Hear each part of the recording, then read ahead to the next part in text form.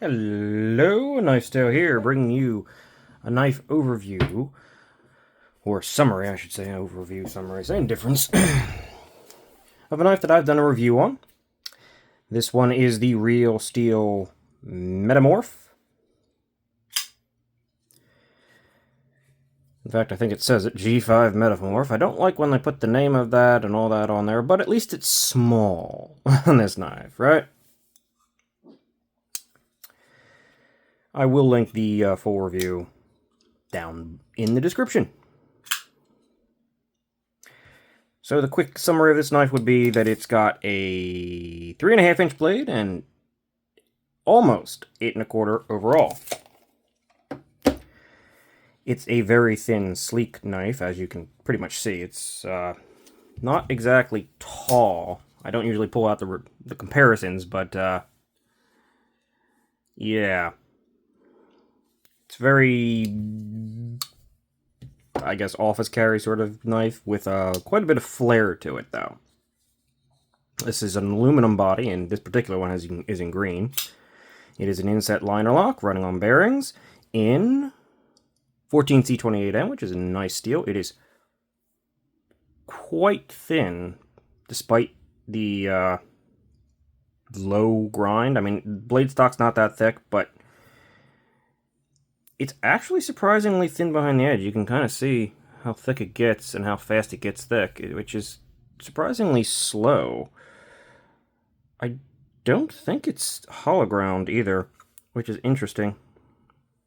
So you probably can get more than your money's worth out of this thing, especially considering the stop pin doesn't hit until back here. So you've got all of this to play with. So I would imagine you can get a decent lifespan out of this knife, a reasonable lifespan for such a thin knife, right? This isn't a heavy-duty knife. This isn't one you're going to have to sharpen all the time. This isn't one that you should be dealing with consistently in the sense of going through that blade, right? It's also got a very interesting sort of worn, cliffy blade with a big swedge that's quite attractive, I think. And this little notch here, though it's right in front, beyond the jimping, they should have extended the jimping out. It is a decent place to put your finger, right? It offers up a comfortable area. It's soft, and the jimping is reasonably grippy, right? It's actually functional.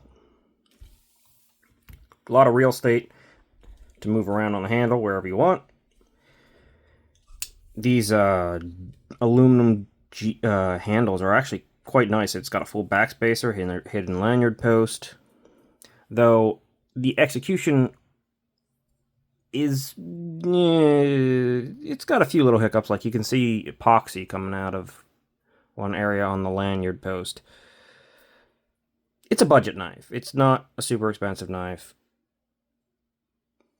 So a little bit of epoxy coming out there and here and there is I don't mind it when it's hidden down in there like that. If it was like right up on here, that would be kind of an issue even for a budget knife, but it's not. So, and this thing's pretty cheap.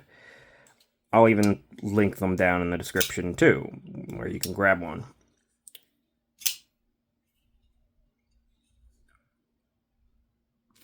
Action's good. Front flipper is very easy to use. With all the, well, if I'm not being stupid. There you go, I can do it. I do think the top of the front flipper needs a few more jimps, just to, though if you come from the front, you're not having a problem, right? It's not hard to do.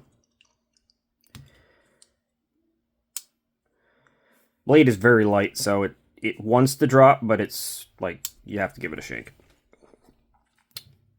The pocket clip works quite well, and despite the thin nature of the knife, you don't really feel it because it's kind of in a gully, right? The handle's kind of bend in. You can't really catch that on the.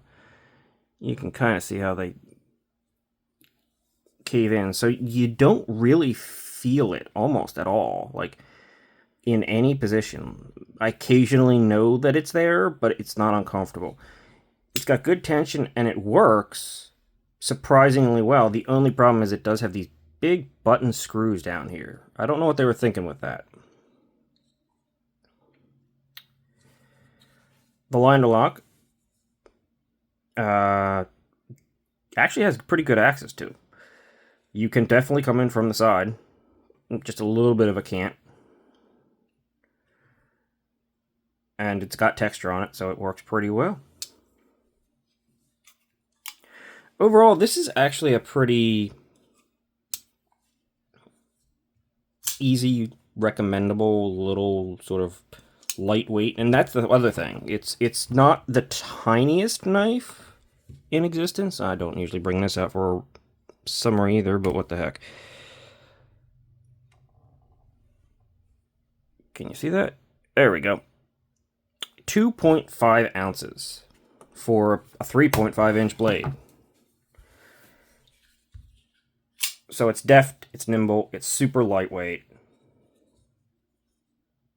and surprisingly functional for as thin as it is. I mean, it's got a little bit of meat out at the tip, right?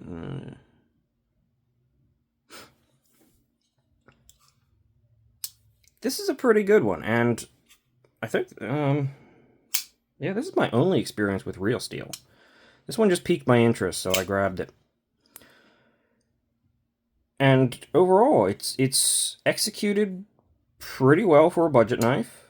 It definitely feels like it's worth its price, and it's definitely doing some interesting things that, if you don't mind those slender knives, it's interesting. The only time that I'd say it starts to fall is when you're doing like these heavy-duty push cuts, because then you do feel the pocket clip in hand a bit in certain positions. But if you're doing this kind of cutting, jamming this thing through something, you probably should get a different knife. Let's be honest there.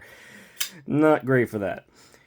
So, the Real Steel G5, I don't know why they call it the G5, Metamorph by O-Stop Hell Design, O-Stop Hell Design, is a pretty good one, honestly. Just for a quick look at it. And that's all. Thanks for watching. See you in the next one.